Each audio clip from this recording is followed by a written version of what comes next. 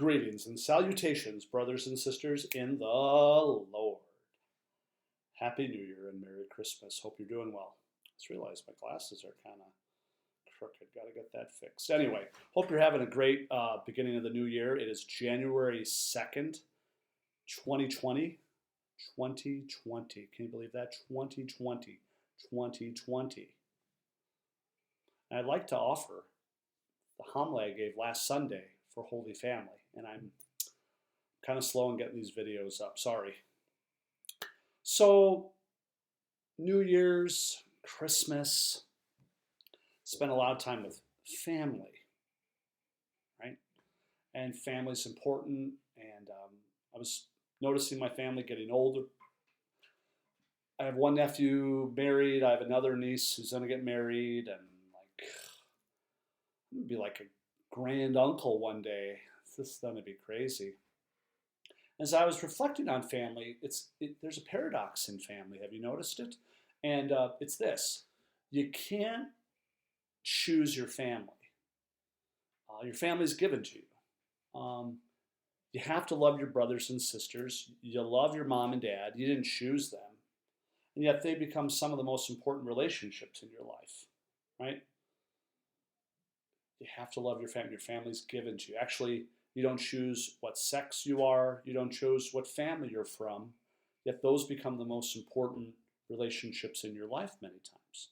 But paradoxically, you begin a family with the person that you choose, your spouse. Like you freely love them, you know? And it brings out one of the building blocks of marriage and family.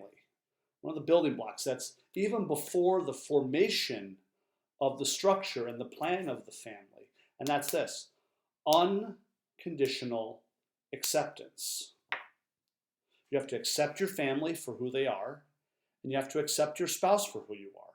If you don't, you're in the process of having some problems in marriage and in family. You know? There's one question that we ask engaged couples as they prepare for marriage.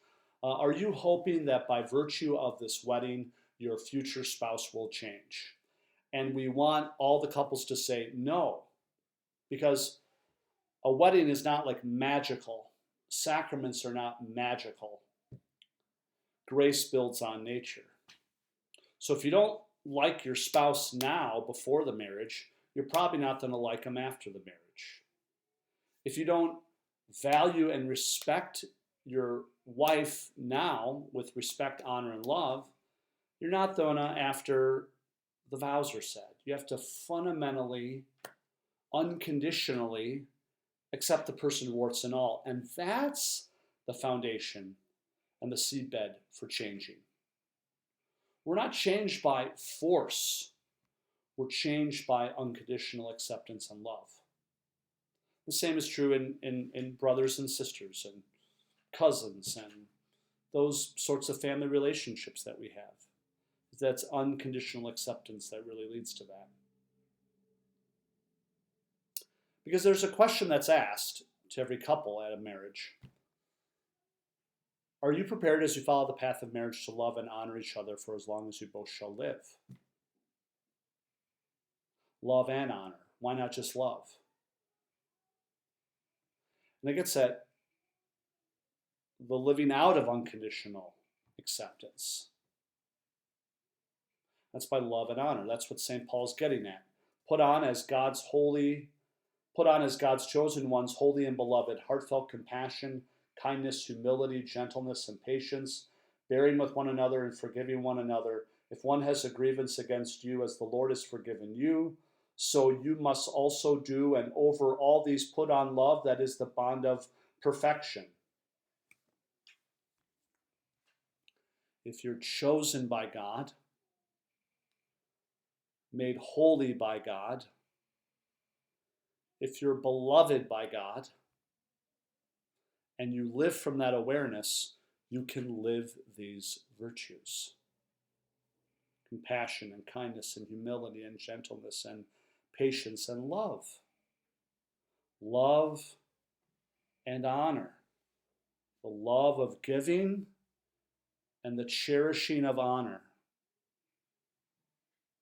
That's the bedrock that you put the foundation of marriage and family on. If you don't have the bedrock of love and honor, unconditional acceptance, the foundation of a marriage is going to be put on sand, even if you use concrete for your basement.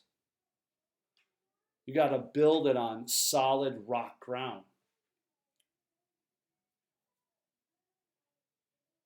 So, do you cherish the most important realities and relationships in your life? Do you cherish them, or do you take them for granted?